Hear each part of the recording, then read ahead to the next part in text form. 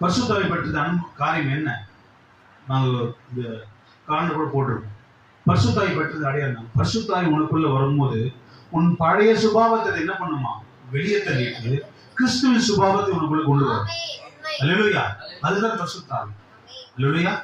அப்படி எப்படி காணப்படுவ? மனமாக என்ன சிந்திக்கிறாரோ அதையே நீ சிந்திப்ப. தன் மனைவி எப்படி, தன் புருஷன் எப்படி எல்லாம் என்ன என்ன நினைக்கிறாரோ அதையே சிந்திப்பா. அவருக்கு எப்படி பிரியமா வாழலாம் நினைக்கிறாரோ அதே வாங்கி. இதுதான் ஒவ்வொரு கணவன் எதிர்பார்க்கறது. இதுதான் கிறிஸ்துவ எதிர்பார்க்கறது. அல்லேலூயா.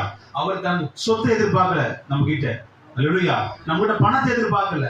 அல்லேலூயா. நம்மிடத்தை எதிர்பார்க்கவில்லை. தேவன் நம்மகிட்ட எதிர்பார்த்ததெல்லாம் கீழ்ப்படுது. அல்லேலூயா. அர்ப்பணிப்பு. அல்லேலூயா.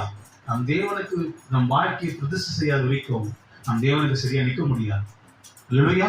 நம் தேவனுக்கு நம் வாழ்க்கையை நம்ம அர்ப்பணிக்க முடியாத வரைக்கும் நம் தேவனுக்கு வாழ முடியாது. அல்லேலூயா. தேவன் நம்மேல் வைத்த திட்டத்தை